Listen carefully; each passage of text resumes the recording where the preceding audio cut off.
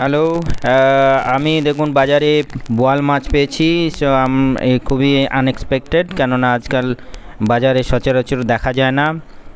তাই আমি ভিডিও না বানিয়ে পারলাম না। এটা আমরা সুইট ওয়াটার শার্কও বলে থাকি, কেননা পুকুরে সমস্ত মাছ খেয়ে নেয়। আজকাল পুকুরেও পাওয়া যায় না, কেননা যে মাছের চারা ফেলা হয় সেগুলো হ্যাচারি থেকে ফেলা হতো, সিলেক্টেড আসে। আমি পেতে আমরা ভিডিও বানাচ্ছি। আমি কেটে দেখুন কাটতে বসে গেছি। কেটে এটাকে রান্না আর খাওয়া পর্যন্ত সমস্তই দেখানোর চেষ্টা করব। একটু বলে নিই, কেননা এটা আজকাল হ্যাচারি থেকে পুকুরে মাছের চারা ছাড়া হয়। এর জন্য বোয়াল মাছ আসে না। আগে নদীর থেকে চারাপোনা ধরে নেওয়া হতো, তাদের সঙ্গে নদীর চারাপোনার সঙ্গে বোয়াল মাছ চলে আসতো। আমরা বুঝতে পারতাম না, তাই পুকুরে আগে সচরাচর বোয়াল মাছ পাওয়া যেত। আজকাল কমে গেছে, বাজারে খুব কম পাওয়া যায়। তো আমি আজকে পেয়েছি, সেটা এর জন্য আমি ভিডিও বানিয়ে আপনাদের দেখানোর চেষ্টা করব। এটাকে কাটিং আর রান্না পর্যন্ত দেখানোর চেষ্টা করব। আমাদের ভিডিও খুবই এক্সাইটিং হতে চলেছে। অবশ্যই আপনারা পুরো দেখুন আর লাইক করুন, কমেন্ট করুন আপনাদের ভিডিও কেমন লাগছে। দেখুন পিসগুলো কাটা হয়েছে, পেটিটা আলাদা করে নেওয়া হয়েছে, কেননা না হলে ওখানে রিং পিসটা বড় হয়ে যেত। এর জন্য দেখুন পেটিটা আলাদা করে নেওয়া হলো, আর পিসগুলো সুন্দর করে নেওয়া হচ্ছে।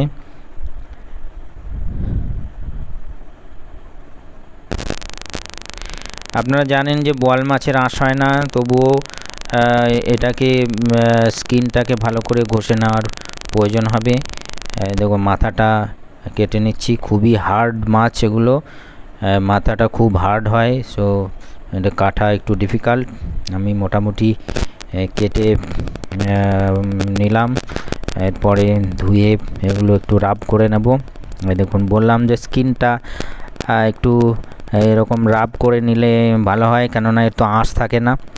আঁশ না থাকার জন্য স্কিনটা ভালো করে পরিষ্কার করা খুবই প্রয়োজন। আঁশ থাকলে আঁশটা উঠে যেত, একটা লেয়ার উঠে যেত। তো দেখুন আমরা ছোটোবেলায় পড়েছি বইয়ে যে কোন মাছের আঁশ থাকে না। এগুলো যে বোয়াল, শিঙ্গি, মাগুর, এই সমস্ত মাছের আঁশ থাকে না, এটারও নেই। সো আমরা স্কিনটাকে ভালো করে পরিষ্কার করা খুবই প্রয়োজন, না হলে একটা আঁশটে গন্ধ থেকে যাবে মাছের মধ্যে। আমাদের পরিষ্কার করে ধুয়ে নেওয়া হয়েছে। এবার মশলা মাখিয়ে এটাকে ফ্রাই করে নেওয়া হবে।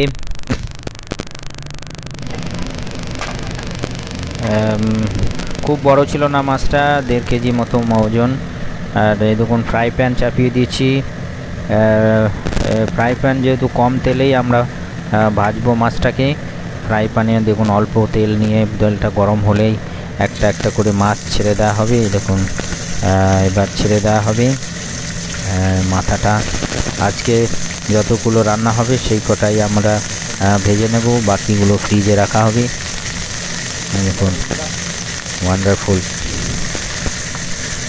মশলা হলুদ, নুন আর সামান্য লঙ্কা দেওয়া হয়েছে যখন, কেননা এটা বোয়াল মাছের ঝোল হবে। সো অন্যান্য মশলা না দিলেও চলবে। হলুদ, নুন আর সামান্য জিরে ধনে দিলেই যথেষ্ট। আপনারা যদি ভাজা খেতে চান সেক্ষেত্রে রসুন দিয়ে সুন্দরভাবে মেখে দিলে, তাছাড়া প্রয়োজন নেই। ঝোলের জন্য আপনাদের ভাজার সময় বেশি মশলার প্রয়োজন হয় না।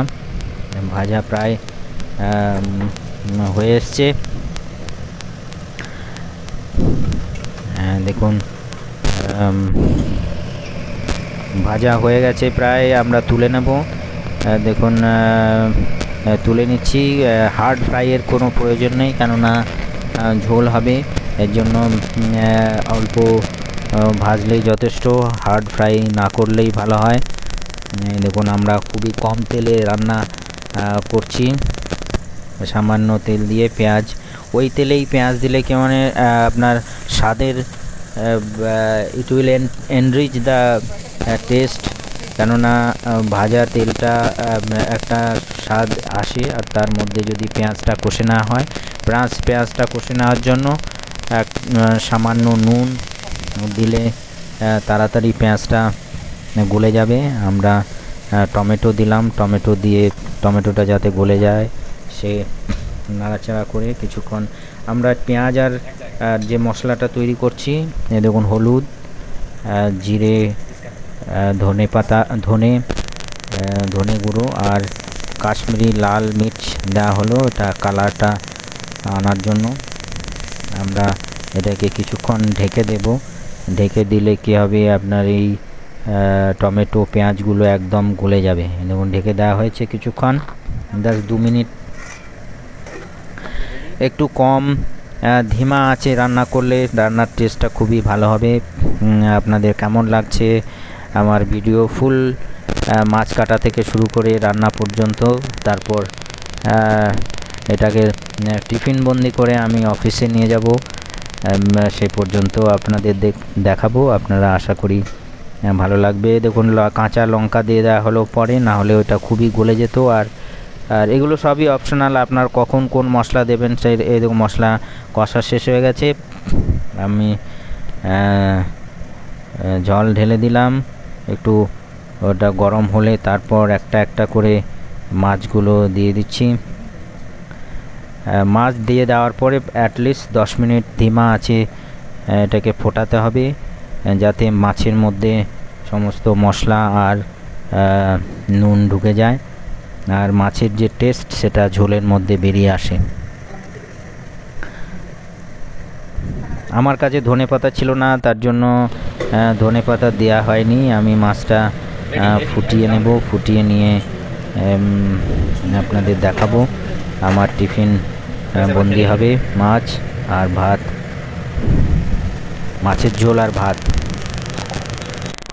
দেখুন প্রায় হয়ে এসছে, মাছ ফুটে গেছে প্রায় 10 মিনিট। আমি আমার দেখুন টিফিন ভাত নিয়ে নিয়েছি, আর একটা সবজি আছে ফুলুরির ঝোল আর মাছের ঝোল। আমি প্যাক হয়ে গেছে, এবার এটা প্যাক করে অফিসে নিয়ে যাব। অফিসে গিয়ে